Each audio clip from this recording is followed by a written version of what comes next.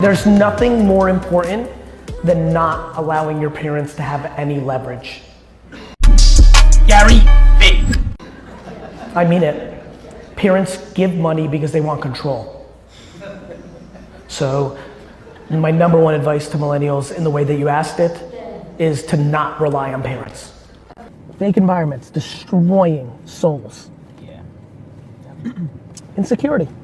The number one thing I'm scared of is insecurity and fear. The number one way to create insecurity and fear in a kid is to show them through your actions that you don't believe in them. The number one way to show a kid you don't believe in them is to big the outcome for them on their behalf, not based on their merit. Right. That's the fucking framework. So how do you think that's gonna happen in, like, her kid? How is that gonna manifest in their life forward? They don't believe in themselves. They need mommy and daddy to take care of everything. That mommy and daddy taught me that I'm not good. That their power is how I can get things done. I'm not capable.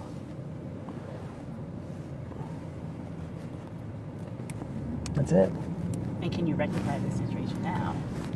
Look, I think anything's rectifiable. But you have to start chipping away. If you have 100 points of pain, you start at 100, and now you're 99, and 98, and 97, right? Everything's fixable. It's just when your starting point is fucked. You know? So if you're at 32, because you pay a little, if you pay for everything they do, if you get them into school, if you pay for quietly for their apartment, when you're a 36-year-old and you're taking money from your parents, you're in deep shit. And then number two, to quantify time. We actually have our whole lives backwards. You should be doing the most high risk, high reward work from 20 to 30. The problem is, that's when everybody expects you to grow up. I think, and grow up has transferred in our modern society to safe. I think that everybody under 30 should be tasting everything to get a better sense of what they're interested in. So I'd like you to call your parents and tell them, if they are, or they may not be, I don't want any more money from you. And then I want you, and then I want you to go on a plane and go to Scotland for no reason.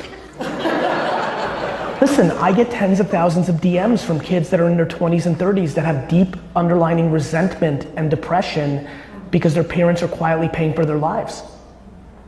Which I then tell them, don't take the money, jerk.